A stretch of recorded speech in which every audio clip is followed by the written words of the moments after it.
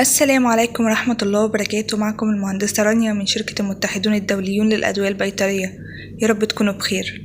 تعالوا نشوف مع بعض البرنامج الأورجانيك والعلف السائل بيوفر قد إيه في العلف، ونقارنه كمان بكمية العلف اللي بياكلها بره البرنامج.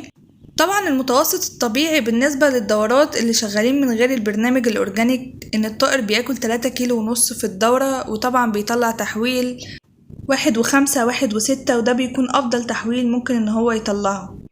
أما بالنسبة للبرنامج الأورجانيك إن الطائر بيكون واكل 3 كيلو ومطلع تحويل 1.3 1.2 وممكن 1.4 على حسب الرعاية. تعالوا نشوف مع بعض كل أسبوع الطائر بيكون واكل قد إيه بالنسبة للبرنامج ومن غير البرنامج.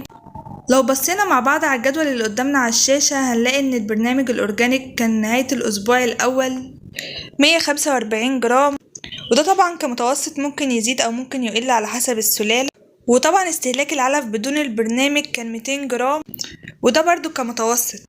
طبعا مش بس كمية العلف هي اللي بتكون قليلة، لا كمان الأوزان بتكون متوسط من 180 ل 210، وده طبعا بيخلي التحويل بيكون قليل من الأول. وطبعا كل ما معامل التحويل يكون قليل من بداية الدورة كل ما تكون دورة ممتازة. يعني كل ما يكون العلف أقل من الوزن في الأسبوع الأول كل ما تكون الدورة ماشية طبيعي.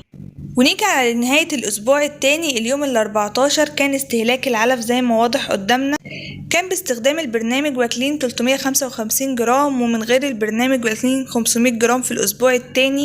يعني لو هنحسب كمية العلف في الأسبوع الأول والتاني يعني كده واكلين في البرنامج 500 جرام وبدون البرنامج وصلوا ل 700 جرام. يعني بتكون الأوزان وصلت من 400 ل 500 باستخدام العلف السائل، ولو بنشتغل بال51 الأوزان ممكن توصل كمان معانا من 600 ل 700 جرام. لأن طبعا العلف السائل ال10 هو بيقلل في استهلاك العلف التراكمي لأنه بيدي نسبة بروتين ميسرة على الطائر، وده بيخليه بالفعل يقلل من استهلاك العلف. أما العلف السائل ال51 وده اللي بيشتغل على الأجهزة الوظيفية للطائر وإنزيمات الهضم بتحسن معانا التحويل، فتخليه فارق في الأوزان لأنه بيوفر في أيام الدورة. ونيجي لنهاية الأسبوع الثالث اللي بيكون فيها الطائر واكل 617 جرام، وده بالبرنامج الأورجانيك، ومن غير البرنامج بيكون واكل 771 جرام.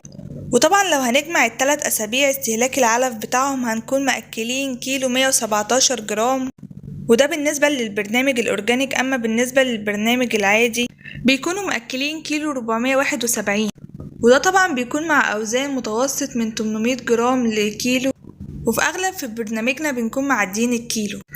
الطائر لو مشي على نظام كمان الوجبات هيدي تحويل بشكل عالي، زي انك تقسم له كمية العلف اللي المفروض ياكلها على مدار اليوم على نظام وجبات، وده بيفرق في التحويل جدا.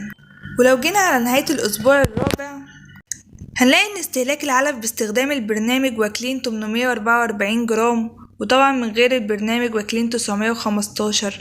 لو جمعناهم على باقي الأسابيع اللي فاتت هنلاقي بالبرنامج الأورجانيك إن الطائر لسه ما كملش 2 كيلو، يعني كيلو 961، وباستخدام البرنامج العادي واكلين 2 كيلو 300، وطبعا الأوزان بتكون متوسط من كيلو 400 لكيلو 500، ده في العادي. أما مع البرنامج الأورجانيك والعلف السائل في دورات أصلا بتخلص على اليوم ال28، وفي دورات بتستنى تكمل الشهر على اليوم ال30، وده اللي هكلمكم عنه في الفيديو اللي جاي، ازاي الدورة مع البرنامج الأورجانيك بتخلص في 30 يوم. نيجي بقى على الأسبوع الأخير الأسبوع الخامس اللي بيكون فيه استهلاك العلف وصل ل3 كيلو، وده مع البرنامج الأورجانيك لأنه بيكون واكل في الأسبوع الأخير كيلو 37 جرام، لأن طبعا الأسبوع الأخير بيكون فيه سحب العلف والتحويل ماشي بشكل أعلى. ومع استخدام البرنامج العادي بيكون أكلوا 3 كيلو ونص، لأنهم استهلكوا علف في الأسبوع الأخير كيلو 138 جرام، وبكده نكون موفرين مع البرنامج الأورجانيك في حدود 500 جرام علف.